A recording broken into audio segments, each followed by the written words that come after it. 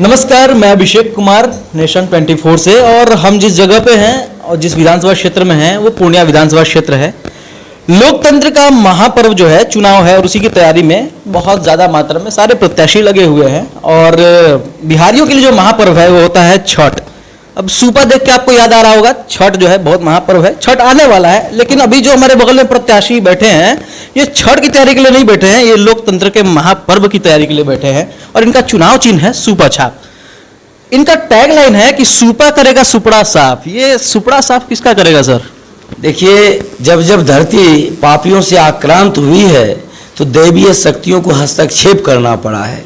चाहे रावण के समय में राम का आना, महिषासुर के समय में माँ दुर्गा का अवतरित होना, और पूर्णिया जब बेईमान कमीशन खोर के तांडव से आक्रांत हुई तो छठ मैया का इसमें प्रवेश कर सूप को अपना प्रतिरूप के रूप में भेजकर इन बेईमानों का सुपड़ा साफ करना, ये इनका प्रतीकात्मक है। अब सूप की तो परिचय हो गई, इनका परिचय दे दें। श्याम मोहन झा इनका नाम है और निर्दलीय प्रत्याशी के रूप में यहाँ से खड़े हैं पूर्णिया विधानसभा क्षेत्र से। आपके सामने महागठबंधन भी है, एनडीए भी है, तमाम उम्मीदवार हैं। वहाँ पर सूप अपना क्या कहते हैं वर्चस्व लहराने की जो है जद्दोजहद कर रहा है। कितना कड़ा मुकाबला है पूर्णिया से? देखिए, जब लड़ाई एसएम झा वर्सेस एनडीए या महागठबंधन होता तो बहुत मुश्किल लड़ाई होती। लेकिन चूंकि लड़ाई है पूर्णिया वासी वर्सेस बेईमान, इसीलिए पूर्णिया वासियों का पल्ला हमेशा भारी होगा और सूप सर्वत्र लहराएगा। अच्छा, श्याम मोहन झा की जो डिग्री की बात करें तो MA English, LLB, PhD, LLM pursuing कर रहे हैं। इतनी सारी डिग्रियां, आप शिक्षित उम्मीदवार हैं, राजनीति में आने का मन थोड़ा सोचनीय है। जब जब धरती पर पाप बढ़ा है, जब जब सरोकारहीनता बढ़ी है, तो आप महाभारत के काल में भगवान कृष्ण को एक शिक्षक के रूप में लीजिए। जब अर्जुन मोह बस हो अपने लोगों पर आक्रमण नहीं करना चाहते थे तो उन्होंने गीता का उपदेश एक शिक्षक के रूप में दिया। आप उसके बाद चले आइए नंद वंश में, जब अत्यंत अत्याचार का पराकाष्ठा हो गया था तो एक शिक्षक चाणक्य को सामने आना पड़ा था। उसके बाद आप चले आइए जब इंडिया इज इंदिरा की स्थिति थी 1977, 74, 75, 76 में, तो जयप्रकाश नारायण जी को भी सामने आना पड़ा। ठीक उसी तरह जब पूर्णिया मेरी कराहने लगी तो इस शिक्षक ने अपना सामाजिक दायित्व का निर्वहन करते हुए यह बीड़ा उठाया है कि समाज को स्वच्छ करूंगा, क्योंकि शिक्षक समाज का दर्पण होते हैं। शिक्षक में ही समाज अपना प्रतिबिंब देखती है और यह प्रतिबिंब नार के प्रतिबिंब नहीं देख सकता था यह शिक्षक, इसलिए इसको बदलने के लिए शिक्षक को राजनीति में कदम रखना पड़ा है। अच्छा, शिक्षक शिक्षा की बातें बहुत ज़्यादा करते हैं और पूर्णिया विधानसभा क्षेत्र में शिक्षा की स्थिति बहुत खराब है। पूरे जो बिहार है उसमें सबसे कम शिक्षा का दर है पूर्णिया का। रोजगार भी समस्या है, सड़क भी समस्या है और यहाँ पर किसानों की भी समस्या है, क्योंकि अनाज मंडी है और यहाँ से जो समर्थन मूल्य है वो भी तय होते हैं। आप बताइए कि अगर आप जीत कर आते हैं इस विधानसभा क्षेत्र से तो इन सब चीज़ों पर कितना काम करेंगे और क्या रोड मैप है, क्या ब्लूप्रिंट है? बहुत अच्छी बात है। मैं पहले जवाब दे दूं कि ये समस्याएं हैं क्यों और इसका निवारण कैसे होगा। तो पहले हैं क्यों को जान लीजिए आप। पिछले 20 वर्षों से सिंबल लेकर के चोर, बेईमान, गुंडे, विजनलेस, मूर्ख, जपाट लोग यहाँ आते रहे। सिंबल की जीत होती रही, व्यक्तित्व था ही नहीं, विजन था ही नहीं, तो विकास कैसे होगा। विकास के लिए विजन चाहिए, विजन के लिए एजुकेशन चाहिए जो सर्वथा नगण्य था। अब सुधार कैसे होगा, क्योंकि यदि कोई व्यक्ति एक एक घर जाकर एक एक समस्याओं को देखा है, फैक्ट्रियों की समस्या को देखा है, गुलाबबाग मंडी की समस्या को देखा है, स्मैकर की समस्या को देखा है, तो निश्चित रूप से आप समझ लीजिए कि विजन के साथ ब्लूप्रिंट तैयार है, एग्जीक्यूशन होगा और पूर्णिया 1 वर्ष के अंदर में निखर उठेगी। यह ऐतिहासिक पूर्णिया पुनः अपने ऐतिहासिक प्रतिष्ठा को प्राप्त करेगी। अच्छा, आप उम्मीदवार हैं, बहुत जगह आपने घूमा होगा, जनसंपर्क किया होगा, जन समर्थन कैसा मिल रहा है?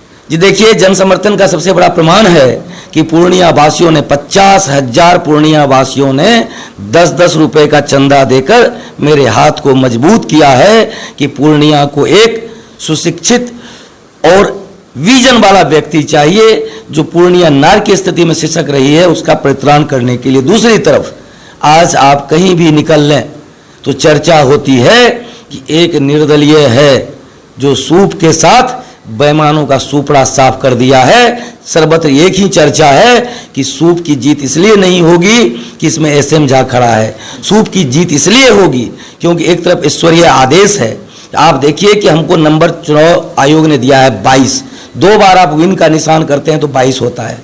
ये 2 बार विन का निशान 22 का इंडिकेशन है। आपको ईश्वरीय शक्तियां इशारा कर रही है कि आप इन बेईमानों पर जीत हासिल कीजिए। सूप से गंदगी साफ होता है। 20 वर्षों से पूर्णिया गंदगी का शिकार रही है। बेईमान कमीशन खोर नेताओं ने पूर्णिया को लूट लिया है। 2 महीने में सड़क बनती है, टूट जाती है। आप अस्पताल जाइए, कोई व्यवस्था नहीं है। आप ब्लॉक जाइए, 10,000 से 25,000 रुपया लिए बिना म्यूटेशन नहीं होता है। मैं पूछता हूं कि यदि जनप्रतिनिधि ईमानदार होते तो जनता इस तरह से लूटी नहीं जाती। जनप्रतिनिधि की बेईमानी का कारण आज जनता त्राहिमाम कर रही है। मैं इसमें ये बात जोड़ना चाहूँगा कि आज तक 20 वर्षों में पूर्णिया के जो प्रतिनिधित्व जिन्होंने की है वो अपने व्यक्तित्व के आधार पर नहीं पहचाने गए। उन्हें सिंबल मिला और सिंबल उन्हें कर्तव्य निष्ठा के कारण नहीं मिली है, सूटकेस के वजन के कारण मिला है। जब सूटकेस के वजन पर टिकट मिलेगा तो निश्चित रूप से वह मुनाफाखोर मुनाफा के साथ अपना वजन वापस लेना चाहेगा, चाहे जनता का विकास भाड़ में जाए। अच्छा, इन तमाम मुद्दों पर आपने बातचीत की, इसमें एक चीज बहुत साफ झलक रहा है कि जो भी जनप्रतिनिधि हैं उन्होंने विकास के कार्य को पूरा नहीं किया या फिर पेंडिंग में रखा। जो भी चीजें हैं, विकास आगे बढ़ नहीं पाया। प्रत्याशी जीत गए, उनका विकास हुआ, लेकिन विकास नहीं बढ़ पाया। आप निर्दलीय प्रत्याशी हैं, मान लीजिए आप जीत जाते हैं पूर्णिया से, आगे जो है महागठबंधन एनडीए है, अगर सरकार बनाने में निर्दलीय प्रत्याशी की भूमिका की जरूरत पड़ी तो आप किस ओर जाएंगे? मैं उस ओर जाऊंगा जिस ओर जाने से हमारा पूर्णिया ऐतिहासिक गौरव को प्राप्त करेगा, जिस ओर जाने का आदेश हमें पूर्णिया वासी करेंगे, जिस ओर जाना पूर्णिया के भविष्य को स्वर्णाक्षरों में लिखेगा, मैं उस ओर जाऊंगा। रही बात, मैं निर्दलीय इसलिए नहीं हूं कि मैं लोभी हूं, मैं निर्दलीय इसलिए हूं, 2 कारणों से निर्दलीय हूं। पहला कारण है कि मैं ये दिखाना चाहता हूं कि लोकतंत्र किसी पार्टी की बपोती जागीर नहीं है। जो काम करेगा, जनता जिसे पसंद करेगी उसे आशीर्वाद देगी, चाहे वह दल से हो या दल से बाहर हो। मुझे दलों से बैर नहीं, लेकिन अब दलालों की खैर नहीं। अब दूसरी बात जो मैंने कहा कि मैं निर्दलीय इसलिए भी हूं कि पूर्णिया इस बार वाटर लॉक्ड हो गई। घर में औरतें रात में सो नहीं पाती थी चौकी पर बच्चे को लेकर कि कहीं चौकी से बच्चा गिरेगा तो मर जाएगा, इतना पानी लोगों के घर में लगा हुआ था। 4 मुख्य नाले हैं पूर्णिया में, चारों के साफ होते ही पूर्णिया भविष्य में कभी वाटर लॉक्ड नहीं होगी। लेकिन उन 4 नालों पर भूमाफियाओं ने कब्जा जमा रखा है और हमारे ये जो गूंगे बहरे हमारे जनप्रतिनिधि हैं, इन गूंगे बहरे जनप्रतिनिधियों ने कभी उस ओर संज्ञान नहीं लिया क्योंकि ये उनकी दलाली करते हैं।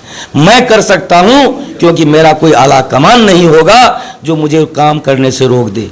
जनता के हित में फैसला लेने से रोकने वाला कोई नहीं होगा। इसीलिए पूर्णिया का विकास सर्वत्र दृष्टिगोचर होगा। ये मैं आपके चैनल के माध्यम से आज खुलेआम कहता हूं कि सर्वत्र पूर्णिया का विकास ही दिखेगा, क्योंकि ईमानदारी में बहुत बड़ी ताकत होती है। बेबाकीपन ईमानदारी से आती है। किसी बेईमान के अंदर ये बेबाकीपन आप कभी नहीं देखे होंगे। आपने हजारों का इंटरव्यू लिया होगा।